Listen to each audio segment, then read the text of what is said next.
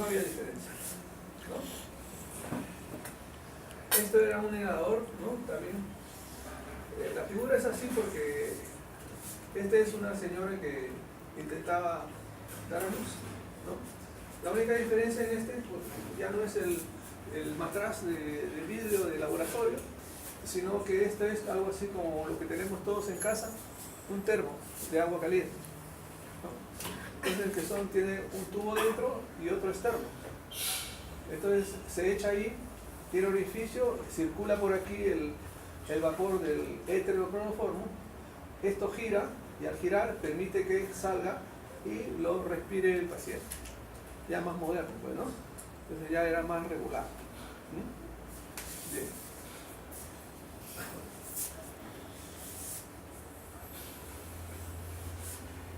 Igual. Bueno, otra forma de manejar el dolor, ¿no? Miren lo que dice ahí, ¿no? Usaban también el licor.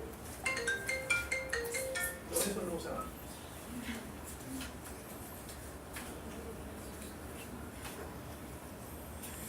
Distintas fechas, ¿no? Lo que queremos resaltar acá es, por ejemplo, el uso de los relajantes musculares como un avance en la anestesiología moderna. Cuando se operaba a un paciente, por ejemplo, con obstrucción intestinal, que ustedes saben que están sumamente valorados, había que operar, los operaban, pero los abrían. El problema no era abrirlos, el problema era cerrarlos. Cuando se descubre el uso de los relajantes musculares, que produce relajación de la fibra muscular lisa, entonces la víscera ya caía y podías afrontar y cerrar. Ese fue un gran avance para la cirugía, que permitió no solamente eso, permitió la intubación endotraqueal, permitió la cirugía torácica y cardiovascular. Los cirujanos torácicos y los cardiovasculares no hubieran podido avanzar en la cirugía que hacen ahora si nosotros no los hubiéramos apoyado. Si nosotros no hubiéramos incorporado los relajantes musculares, ellos no podrían entrar al tórax, no podrían hacer lo que hacen ahora.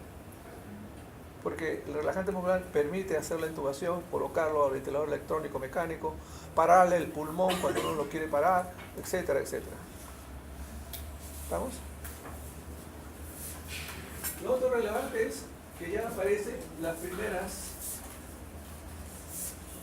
impresiones del manejo del paro cardiorrespiratorio como manejo anestesiológico. Y también se empieza a hablar sobre terapia del dolor.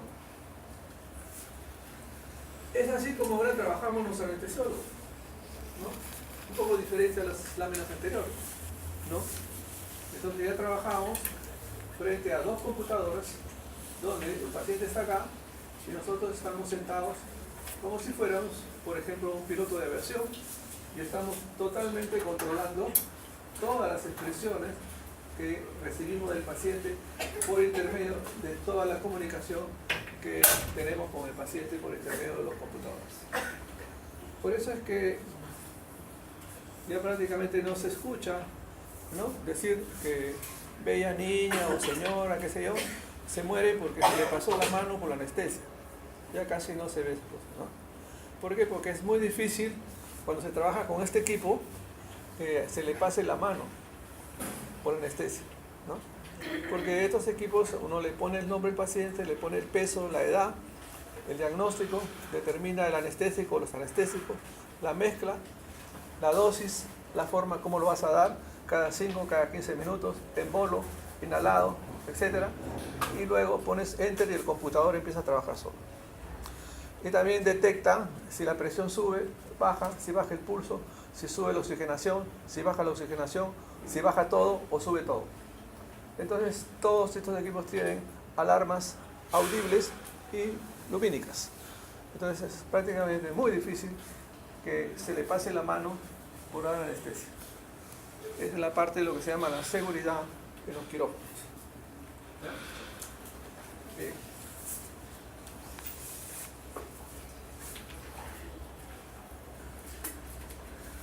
Ahora las máquinas tienen, hasta las más pequeñas, ¿no?, un mini computador, hasta las más grandes.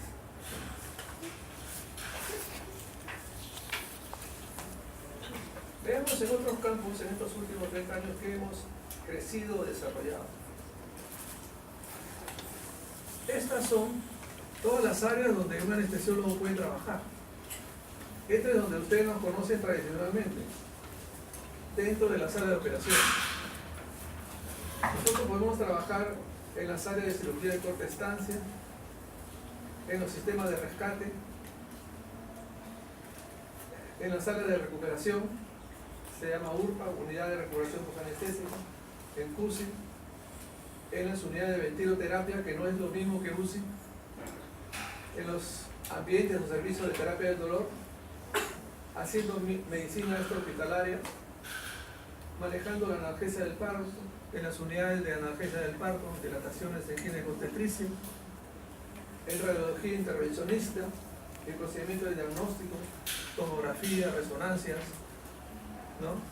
Camas hiperbáricas, etcétera, que no tienen nada que ver con la sala de operación, ¿no? Y administración del centro quirúrgico, y somos muy buenos asesores. El día de mañana, justamente, el que habla, no sé, de la sociedad me han pedido que maneje una mesa redonda, que se refiere prácticamente a esta parte, en administración, ¿no? Para ser un buen anestesiólogo hay que también ser, pienso yo, un buen administrador, ¿no? ¿Y quiénes van a ser ponentes? Son 4 ponentes, y los 4 ponentes son anestesiólogos, obviamente, ¿no? Pero son 4 anestesiólogos que tienen hoy, acá en Lima, digamos en el Perú, centros importantísimos que manejan, no en sala de operación, sino en institución. Uno de ellos ha sido su profesora de ustedes, la doctora Zulema Thomas. La doctora Zulema Thomas, que ves por la mañana, y yo voy a estar moderando la mesa, es directora del Instituto Nacional de Salud del Niño, un excelente administrador. El otro va a ser otro anestesiólogo, que es el director de la Clínica Delgado, esa clínica 5 estrellas que hay en Miraflores. Otro va a ser el rector de la universidad que está acá en Chaclacayo, en distintos campos, o sea, en la educación, en la administración de salud, etc. Entonces son 4 ponentes de anestesiólogos que están haciendo excelente labor administrativa como anestesiólogo, que no es el único campo de dar anestesia. ¿Ok? Bueno. Vamos a ver ahora.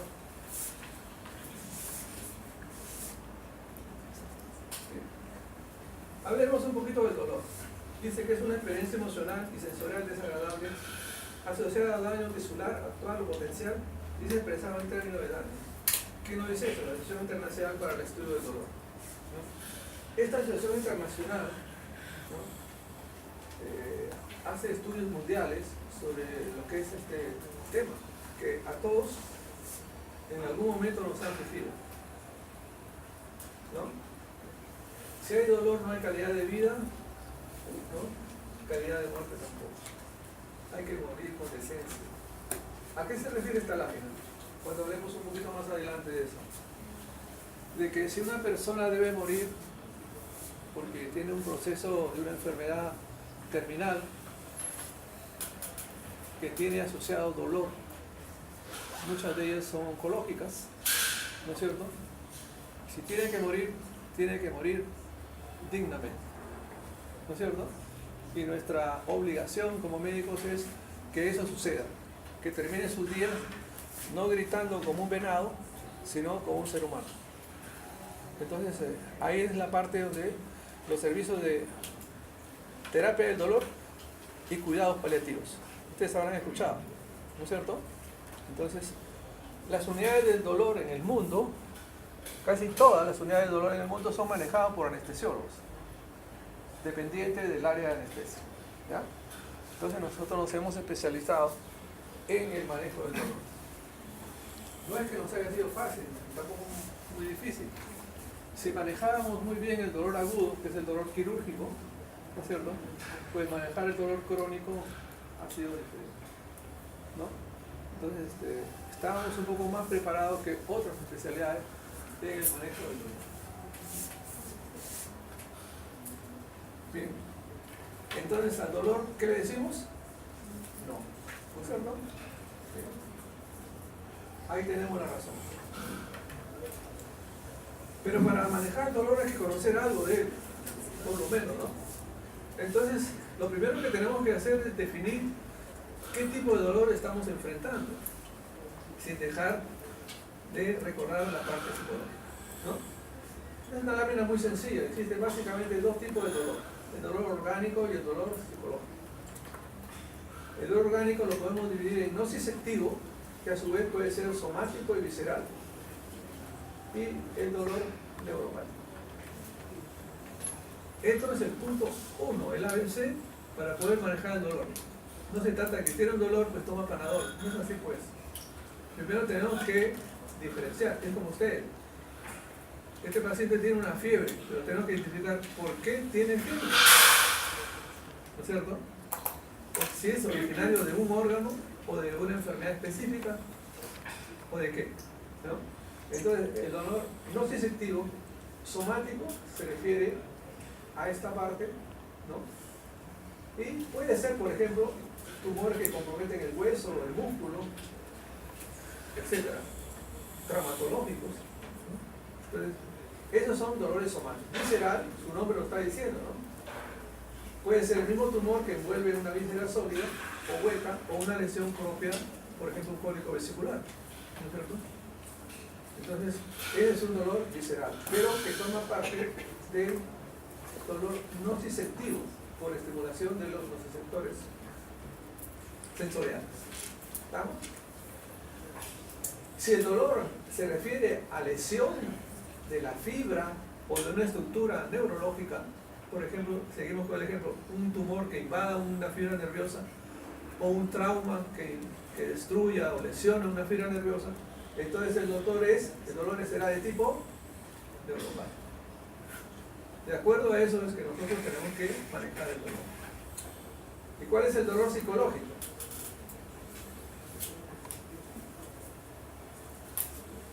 ¿Usted ya llevó psiquiatría? Pero le han llevado traumatología. Están llevando. ¿Les han explicado qué es el miembro fantasma? ¿Sí? ¿Cuál es una de las características del miembro fantasma? ¿Ah? Dolor, ¿no es cierto? ¿Cómo puede dolor un miembro que no existe?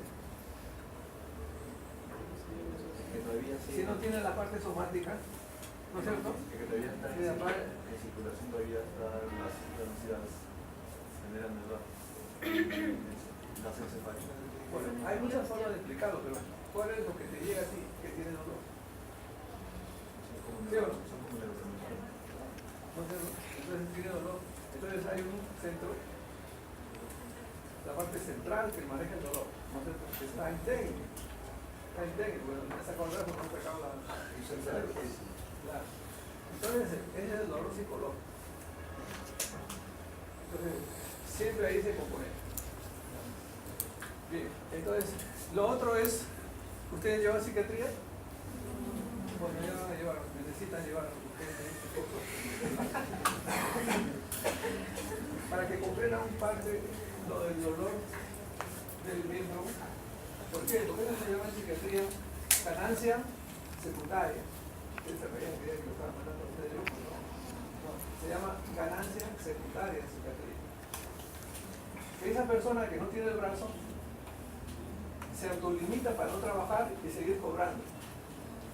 Eso se llama en psiquiatría ganancia secundaria. ¿Ya?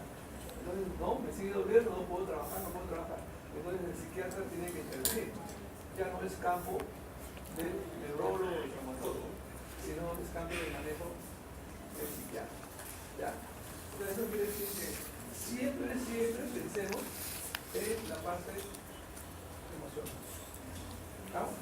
¿Ya? Entonces, evitemos, nosotros cuando estábamos ahí en el hospital Menara donde yo me formé, se llamaba antes obrero, por lo tanto sus clientes eran obreros y obreras. Gente generalmente de poca cultura y que usaban mucho la ganancia secundaria. En traumatología había muchos pacientes que venían con ese problema. Y los traumatólogos en un principio no sabían qué hacer.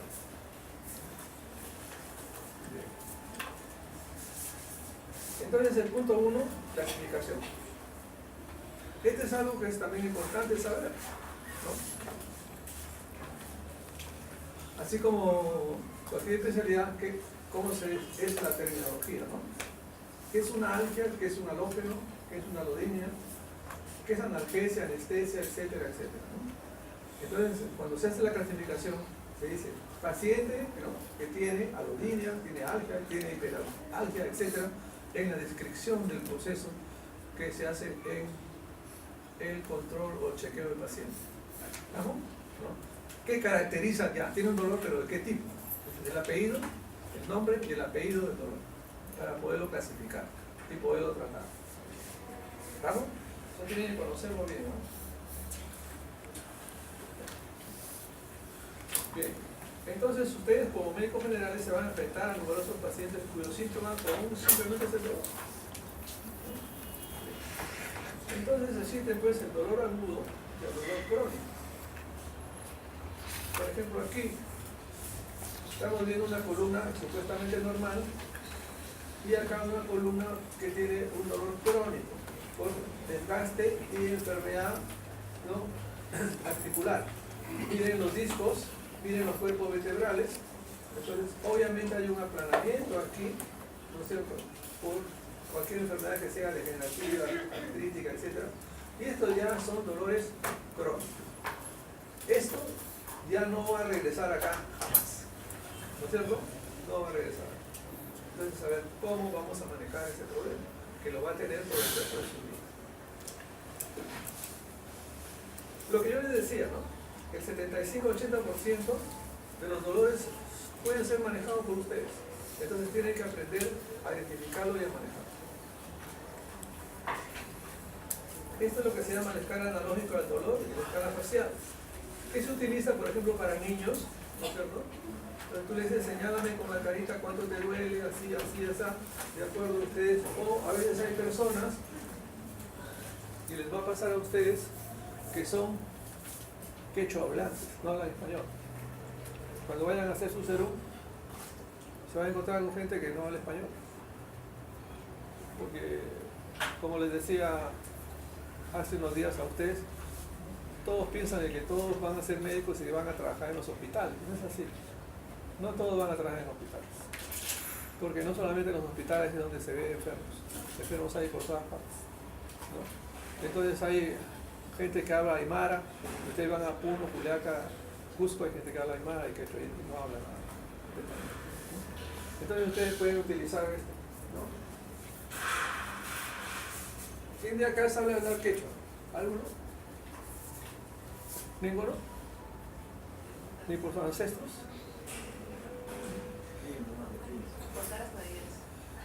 ¿Y cuántos de acá saben hablar inglés?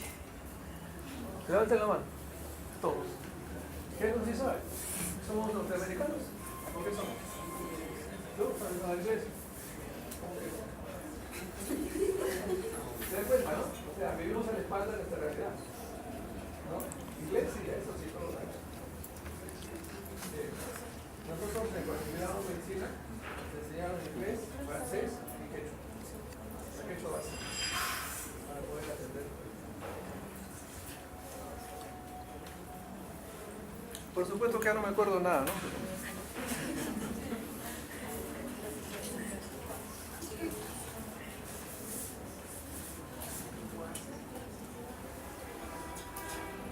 Bueno, esto lo van a leer ustedes ya, ¿no? Dolor de acción periférica y acción central. De acuerdo a eso, vamos a identificar el sitio donde actúa. Primero hemos empezado por identificar y dar el nombre y el apellido al dolor, ¿no es cierto? Estamos viendo secuencialmente, no se confundan, porque después les hacemos preguntas. Por si acaso les digo desde ahora, para el examen ustedes van pidiendo las fijas, ¿no? El primer día que no había entrado a clase me dicen, profesor, me dan las fijas. ¿Cómo es eso? ¿No? Entonces, a mí no me gusta hacer preguntas como esas que me gusta a ustedes de A, B, C, recuerda, marca aquí. Mis preguntas suelen ser tipo caso clínico, ¿ya? O sea, tienen que pensar, ¿no? Que yo memorizo y acierto. ¿Vamos? ¿Ya? Entonces tienen que empezar por aquí, identificar el dolor. ¿Sí? Y para eso tienen que seguir esta secuencia, ¿no? ¿Qué vamos a usar? ¿Ok?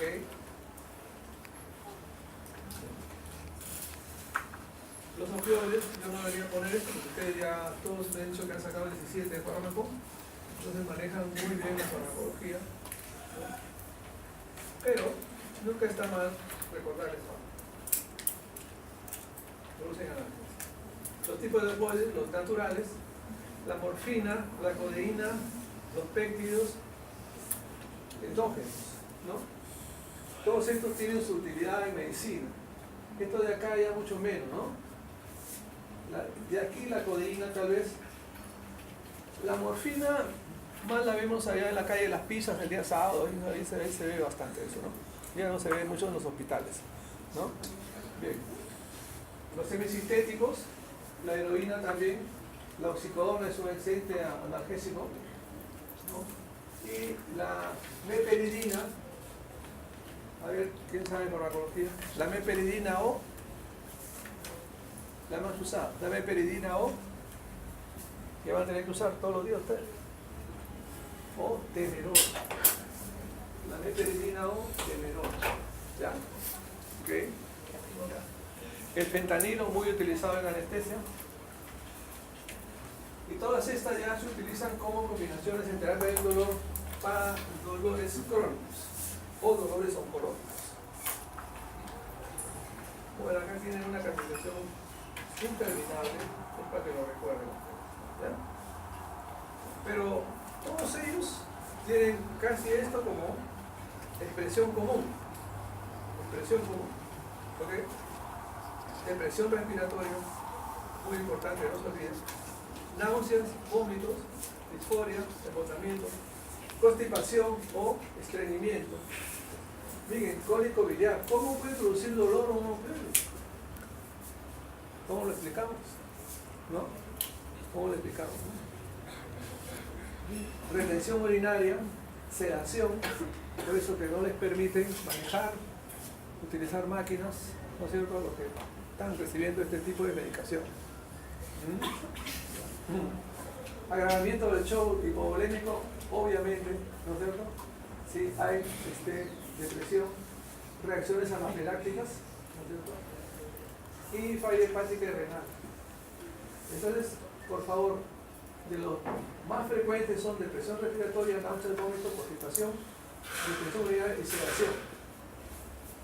El paciente que están crónicamente sedados deben ser separados del trabajo o de la actividad que están haciendo por un mes.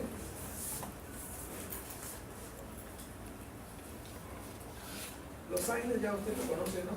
También pues, un grupo muy grande de fármacos, ¿no?, que tienen muchos de ellos en doble acción, analgésica y antiinflamatoria, ¿no? Ustedes se acuerdan de lo que es, aquí tienen todos los AINES posibles, los derivados del ácido propiónico son más usados, el ibuprofeno, estos son los más usados, y de las ideas solonas el metamizol o ancalfina. Ustedes van a recetar a pastos, ¿ya? Yo me sigo quedando con el metamizol y el ácido acetil salicílico o aspirina, ¿no es cierto? Bien, entonces estos de acá son los que más van a utilizar ustedes, ¿no?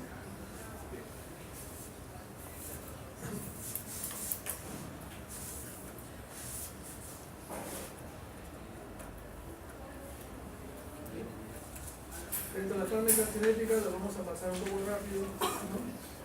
La absorción es casi completa.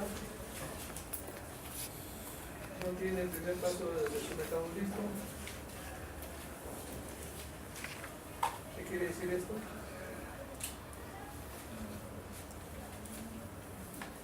Y eliminación renal.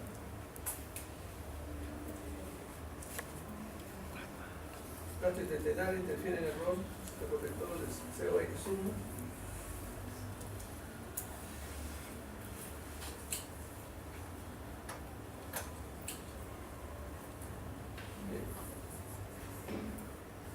los efectos renales, ¿no? Alteran la filtración glomerular y por lo tanto la excreción de sodio y agua. ¿Quién jala quién? ¿El agua al sodio o el sodio al agua?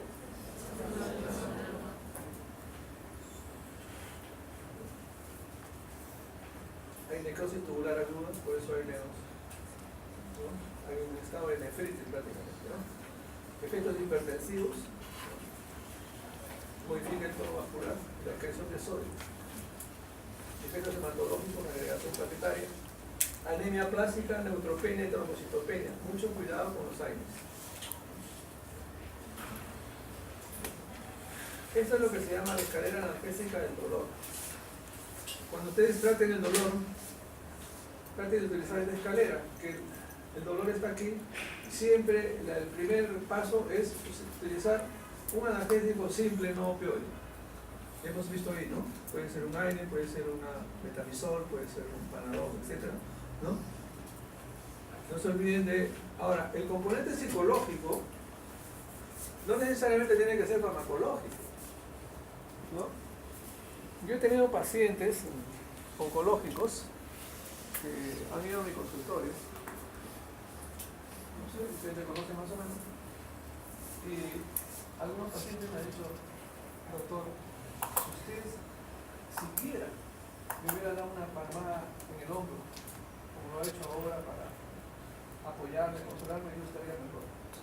Venía de otros sitios, pero no sé de dónde trataban el paciente oncológico, ¿no? Y que yo le daba por mal, ¿no? Ni siquiera le miraban la cara, le usaban fármacos, porque esto, no lo trataban como un ser humano. Entonces se quejaban, ¿no? Es algo que yo les digo a ustedes, ¿no? Siempre miren a la cara al paciente. Cometen el error de recetarle, no le miren la cara. No saben cuál es la expresión. Cuando el paciente, con su expresión, nos puede decir muchas cosas. ¿Sí o no? ¿Tú qué decir? Como te mira una chica, tú sabes ya cómo es. ¿No es cierto? Sabes si tiras para adelante o retrocedes. ¿No es cierto? Ya está. Muy bien. Entonces, miren la cara al paciente. Los tratan mal. Entonces, ese apoyo emocional, más tu Panadol, ya compare cosas más. ¿Te das cuenta? No necesariamente tiene que ser farmacológico. Si el dolor es más intenso, pasamos al escalón 2, donde ya podemos usar también un analgésico simple, pero podemos usar un coadyuvante y o un opioide, y así sucesivamente. ¿Ya? Este es lo que se llama